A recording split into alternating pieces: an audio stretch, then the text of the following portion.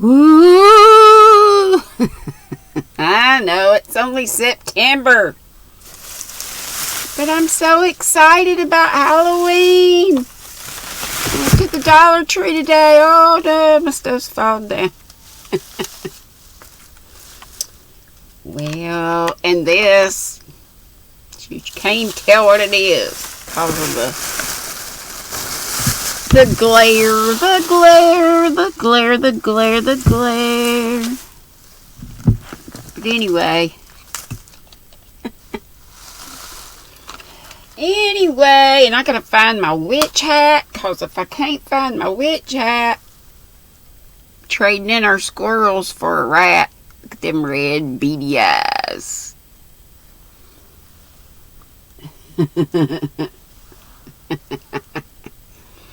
If I can't find the hat, I'm gonna have to make another one. This house is so messed up. You were on my live today, you saw all the Dollar Tree has so much stuff. Thought of Z. This is a tray, but I was thinking I could put some tape on it and stick it up. I may just tape these on this thing and then this thing will fall down. I was hoping you could tell what this is, but I don't know, you can't. If I just had a... Let me see what this looks like. Ooh. Ooh. Have to play around with lights. I have a lamp over here, but it's not plugged up. I gotta play around with plugging up some lamps. This is like got a skull and all kinds of like spiders and pumpkins.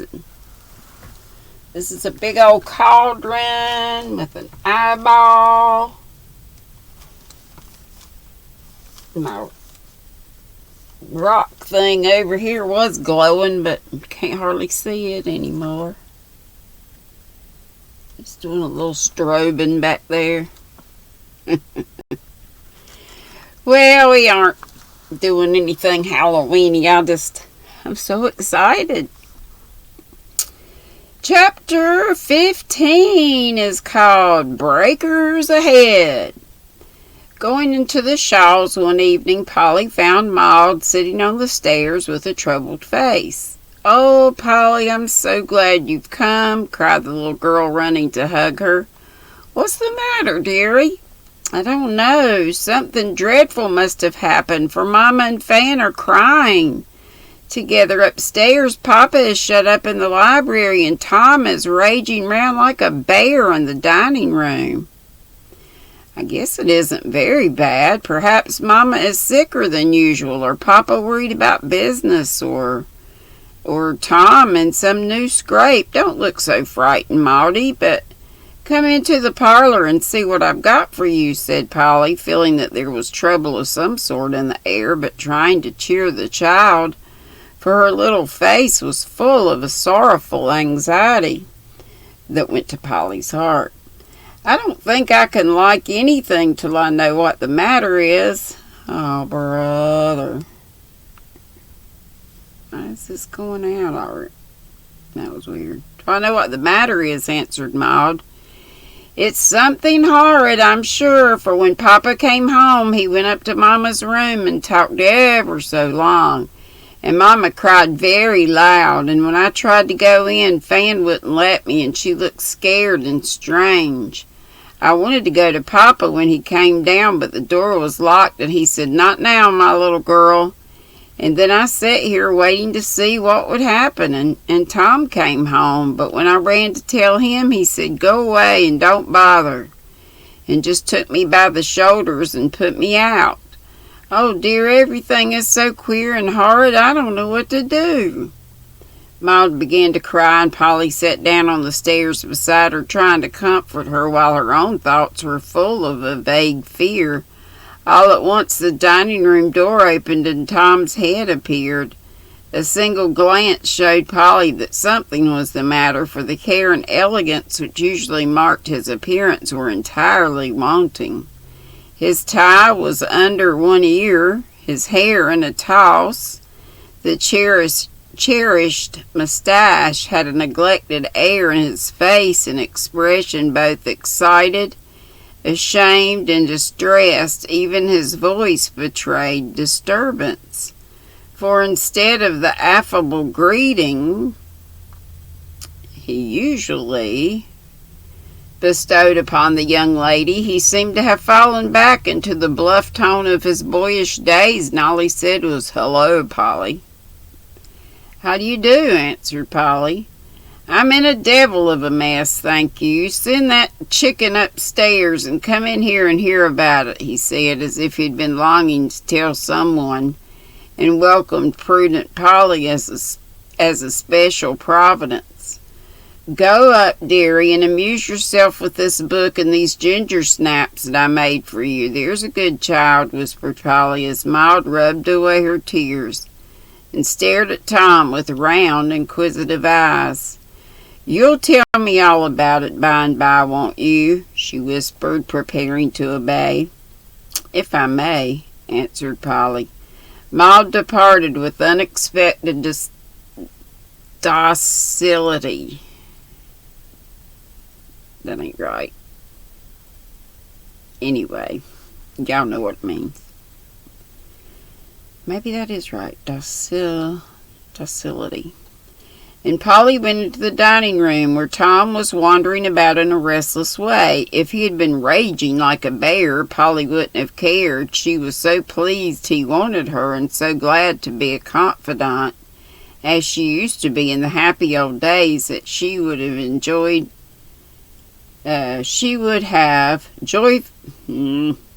joyfully have faced a much more formidable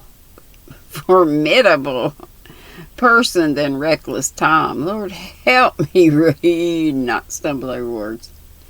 "Now then, what is it?" she said, coming straight to the point. "Guess."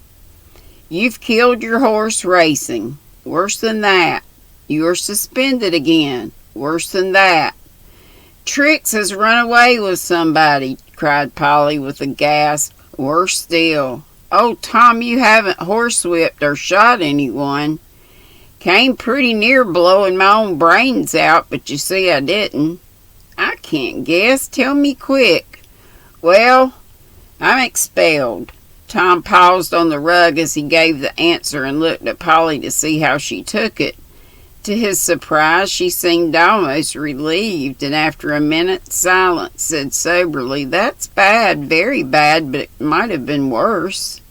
"It is worse," and Tom walked away with a despairing sort of groan. "Don't knock the chairs about, but come and sit down and tell me quietly." "Can't do it." "Well, go on then. Are you truly expelled? Can it be made up? What did you do?" "It's a true bill this time. I just had a row with the chapel watchman and knocked him down. If it was a first offense, I might have got off. But you see, I've no end of narrow escapes, and this was my last chance. I've lost it, and now there'll be Dickens to pay. I knew it was all up with me, so I didn't wait to be turned out, but just took myself off."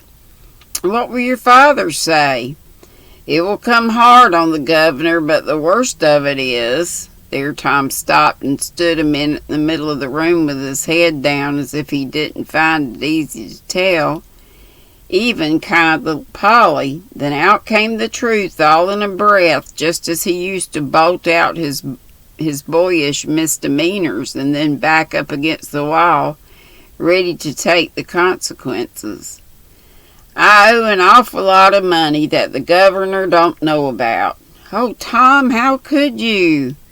"I've been an extravagant rascal, I know it, and I'm thundering sorry, but that don't help a fellow. I've got to tell the dear old buffer, and there's where it cuts." At another time, Polly would have laughed at the contrast between Tom's face and his languish, but language, but there was a sincere remorse which made even the dreadful word buffer rather touching than otherwise. "He will be very angry, I dare say, but he'll help you, won't he? He always does," Fan says. "That's the worst of it, you see. He's paid up so often that the last time he said his patients couldn't stand it, nor his pocket either. And if I got into any more scrapes of that sort, I must get out as I could. I meant to be as steady as Bunker Hill Monument, but here I am again. Worse than ever. For the last quarter I didn't say anything to Father. He was so bothered by the loss of those ships just then. So things have mounted up confoundedly. What have you done with all your money?" "Hanged if I know. Can't you pay it anyway?" "Don't see how, as I haven't a cent of my own and no way of getting it unless I try gambling." "Oh, mercy, no. Sell your horse," cried Polly after a minute of deep meditation. "I have, but he didn't bring half I gave for him. I lamed him last winter and the beggar won't get over it." "And that didn't pay up the debts?" Only about half of them." "Why, Tom, how much do you owe?" "I've dodged figuring it up till yesterday. Then things were so desperate I thought I might as well face the truth. So I overhauled my accounts, and there's the result." Tom threw a blotted, crumpled paper into Polly's lap and tramped up and down again faster than ever. Polly took one hand at the total. Took one look. Gosh, I'm monkeys.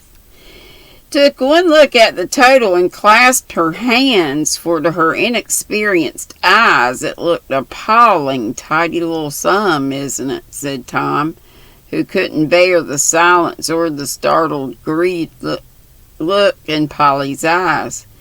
"It's awful. I don't wonder you dread telling your father." "I'd rather be shot, I say."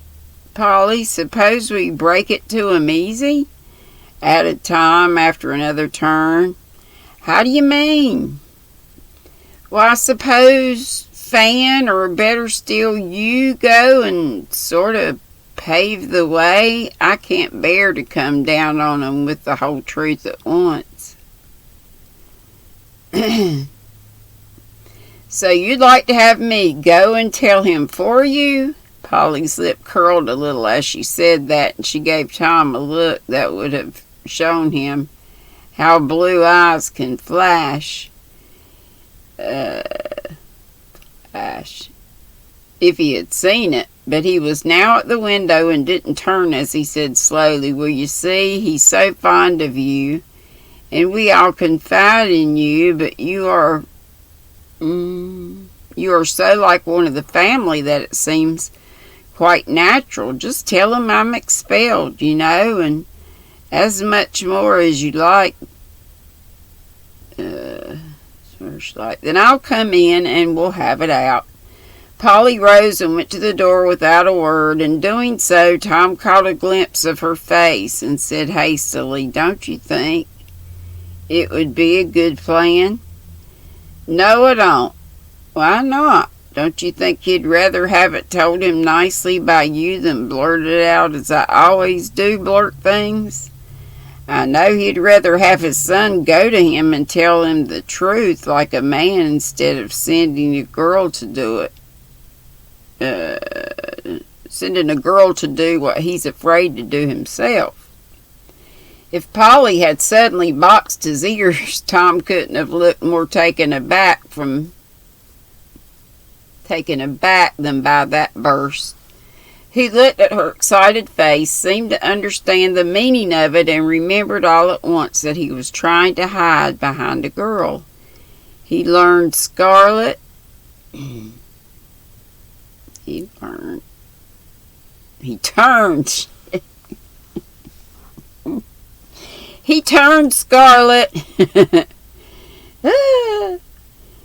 said shortly, "Come back, Polly," and walked straight out of the room, looking as if going to instant execution, for poor Tom had been taught to fear his father and had not entirely outgrown the dread.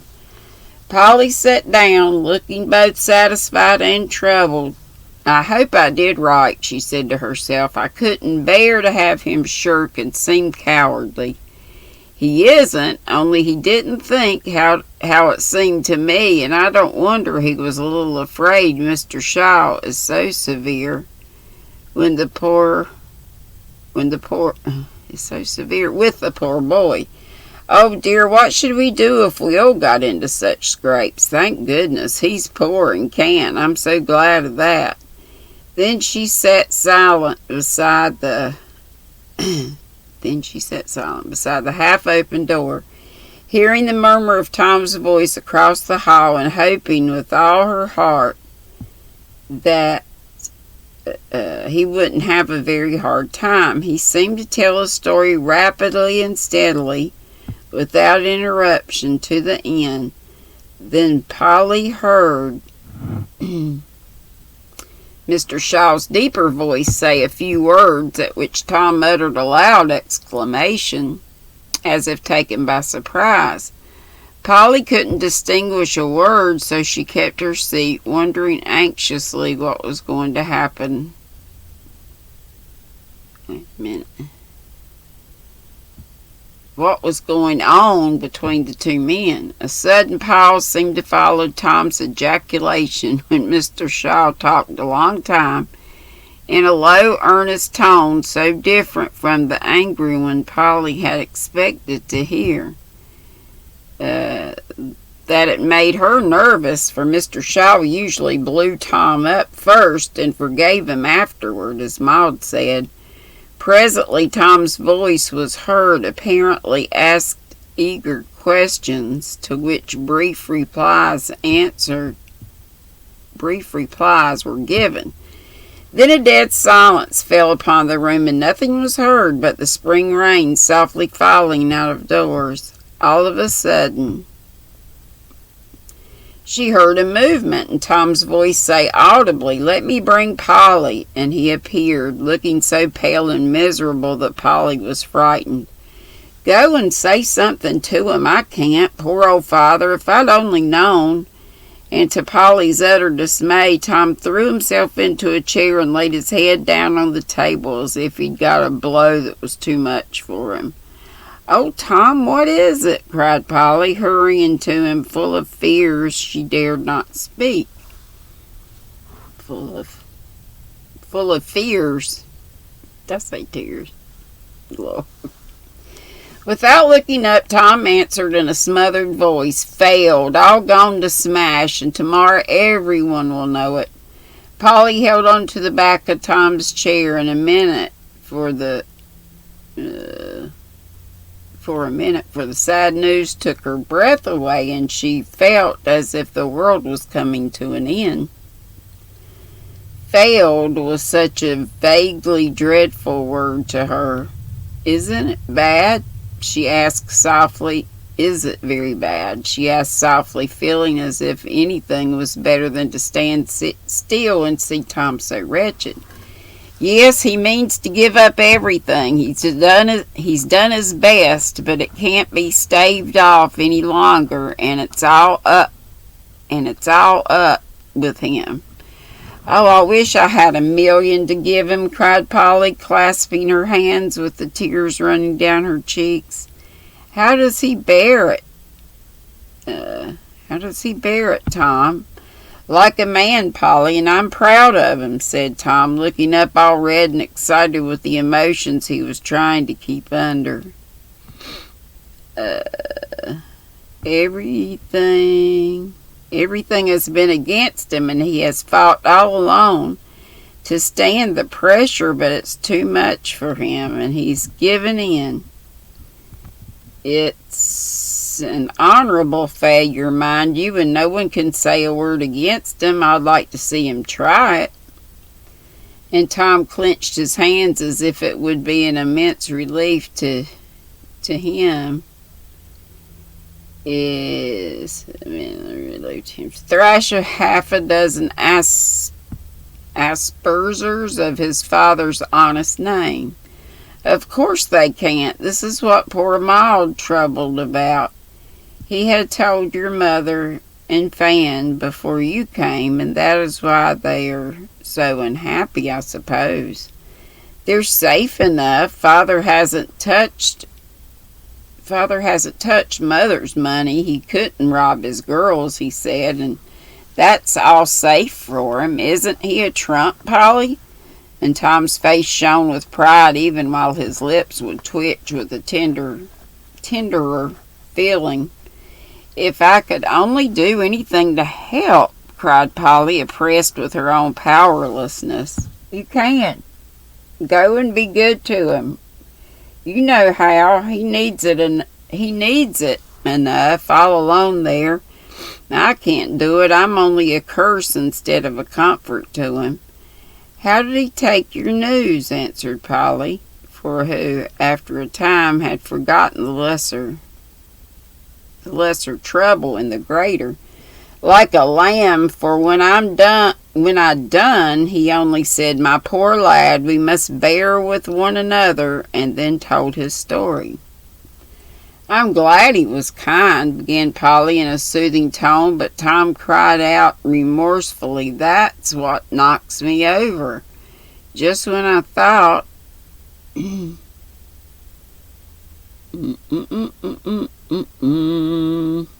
Gosh, monkeys. It's so sleepy, y'all. And I was going to try to read a couple more pages. I think I might stop. I'm sorry. I'm thinking this is making 0 sense.